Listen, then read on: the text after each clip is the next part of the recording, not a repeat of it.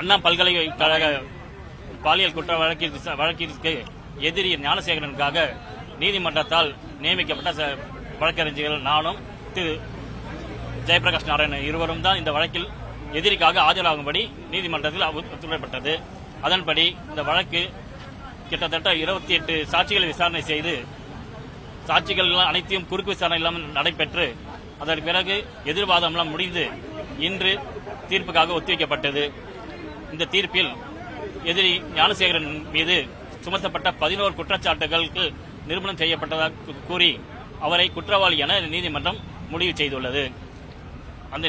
அவருக்கான தண்டனை விவரங்களை திங்கட்கிழமை 2ஆம் தேதி ஜூன் 2ஆம் தேதி அறிவிப்பதாக நீதிபதி கூறியுள்ளார். இந்த தண்டனை விவரம் தெரிந்த பிறகுதான் அடுத்த கட்டம் என்ன செய்ய முடியும், அப்பீல் போகிறதுக்கான நடவடிக்கைகள் மேற்கொள்ளப்படும். நீதிபதி கிட்ட என்ன சொன்னீங்க? தீர்ப்பு வாசிக்கிறது முன்னாடி ஞானசேகரன் தரப்புல என்னென்ன கோரிக்கை வச்சீங்க நீதிபதி? குற்றவாளி என முடிவு செய்யப்பட்ட பிறகு அவருக்கு குறைந்தபட்ச தண்டனை வழங்க வேண்டும் அப்படின்றோம்.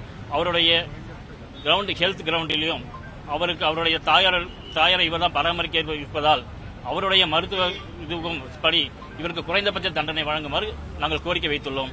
தொழில் ஏதாவது பாதிக்கப்படும் அப்படி ஏதாவது அவருக்கு தொழில் கைது செய்யப்பட்டதால் அவர் மீது அது தொழில் எதுவும் நடைபெறாததால் அவருக்கு ஏற்பட்ட கடன் சுமை அதிகமாக இருப்பதாலும் இவர் ஜெயிலுக்கு சென்று விட்டால் அந்த கடன்காரர்களை மற்றவர்களை துன்புறுத்துவார் என்ற காரணத்துக்காக அவருக்கு குறைந்தபட்ச தண்டனை கொடுத்தால் விரைவில் வந்து கடன்கள் அடைக்கிறதுக்கான நடவடிக்கை மேற்கொள்வார் என்று. ஒத்துக்கிறது எல்லாம் ஒன்றும் இல்லை, அந்த மாதிரி கேள்வியே வராது. நீதிபதி அவர் மீது குற்றச்சாட்டப்பட்ட குற்றச்சாட்டுகளை நிரூபணம் செய்யப்பட்டதால் அவர் குற்றவாளி அறிவிக்கப்பட்டு விட்டார். இந்த வழக்கில் தொடர்ச்சியாக நீங்க வாதம் வச்சுட்டே வந்தீங்க. ஏதாவது ஒரு நேரத்திலாவது நீதிமன்றம் இந்த வழக்கில் ஞானசேகரன் மட்டும் தான் குற்றவாளியா இல்ல வேற யாரும் உதவி பண்ணாங்களா இல்ல அந்த மாதிரி ஏதாவது கேள்வி எழுப்புச்சா ஏதாவது இருந்ததா அந்த மாதிரி? இந்த வழக்கை பொறுத்த வரைக்கும் பாத்தீங்கன்னா ஞானசேகரன் மாத்திரம்தான் வந்து சிங்கிள் அக்யூஸ்டா வந்து காட்டப்பட்டிருக்கிறது. இவர் கூட வேற யாரும் அக்யூஸ்ட் இருக்கிறாங்களா அப்படிங்கிறது வந்து நீதிமன்றத்தால யாரையும் சுட்டி காட்டப்படவில்லை. அதே மாதிரி போலீஸ் தரப்பும் வேற யாரும் இருக்கிறாங்க அப்படிங்கிற மாதிரி தகவல் எதுவும் கொடுக்கல. சார்ஜ் ஷீட்லயும் யாரையும் அவங்க வந்து சுட்டி காட்டல. சோ அப்படி இருக்க பட்சத்துல சிங்கிள் அக்யூஸ்டா தான் ஞானசேகரனை சொல்லியிருக்கிறாங்க. அவருக்கு மாத்திரம்தான் ட்ரையல் நடந்தது. அவருக்கு தான் குற்றச்சாட்டுகள் பதிவு செய்யப்பட்டது. 11 குற்றச்சாட்டுகள் நீதிமன்றத்தால் 11 குற்றச்சாட்டுகள் பதிவு செய்யப்பட்டது. 11 குற்றச்சாட்டுகளும் வந்து இன்னைய தேதிக்கு வந்து நிரூபணம் செய்யப்பட்டு அவருக்கு வந்து தண்டனை அளிக்கப்படும் அப்படிங்கிற மாதிரி தகவல் சொல்லியிருக்காங்க. இது வந்து கீழ்கோர்ட்டோட ஆர்டர் மாத்திரம் தான்.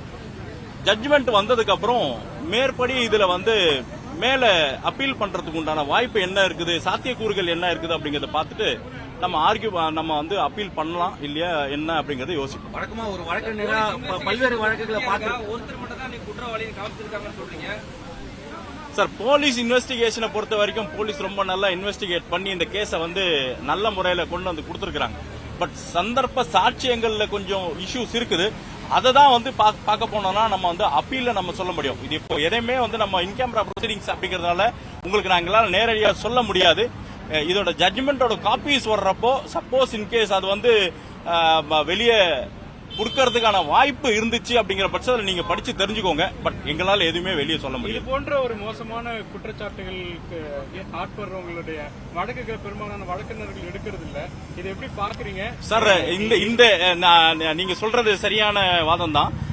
இந்த மாதிரி ஹீனியஸ் கிரைம்ஸ் நடக்கிற எந்த இடத்துலயும் வந்து எந்த அட்வொகேட்ஸும் போகிறதுக்கு விரும்புறது இல்ல, இன்க்ளூடிங் நாங்களும் தான் விரும்புறது இல்ல. ஆனாலும் கூட எங்களுக்கு கொடுக்கப்பட்ட அரசு பணி அந்த கோர்ட்ல இருந்து எங்களை கூப்பிட்டு நாமினேட் பண்ணி இந்த வழக்கை நீங்க நடத்தணும் அப்படின்னு சொல்லி சொன்னதுனால நாங்க அந்த தலையாய கடமையா எடுத்துட்டு எங்களோட எத்திக்ஸ் ஃபாலோ பண்ணிட்டு வழக்கை எங்களால் எவ்வளவு நேர்மையா நடத்த முடியுமோ நான் நேர்மையா பார்க்கும்போது ஞானசேகரன் வந்து தவறு செஞ்சிருக்காருன்னு உங்களுக்கும் தெரியுதா? சார், நாங்க டிஃபென்ஸ் அப்படிங்கிற பட்சத்துல நாங்க அப்படி பார்க்க கூடாது. இன்க்ளூடிங் இந்த கோர்ட்டு கூட முதல்ல வந்து ஒருத்தரை வந்து குற்றவாளி அப்படிங்கிற நோக்கத்தோட பார்க்கவே கூடாது.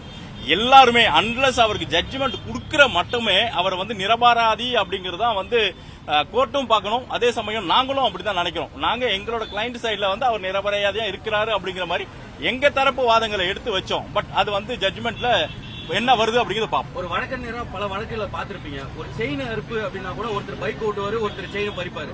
2 பேர் சம்பந்தப்பட்டிருப்பாங்க. ஆனா இது போன்ற ஒரு பல்கலைக்கழகத்துக்கு உள்ள போய் ஒரு பாலியல் வன்கொடுமை செய்யும் பொழுது ஒரு நபரால செய்ய முடியாது. அது எல்லாமே ஒரு நபரால செய்ய முடியாது. உங்களோட வழக்கறிஞர் தொழில நீங்க பாத்திருப்பீங்க. இவர் மட்டும் காவல்துறையை காட்டுவதற்கான காரணம் என்ன?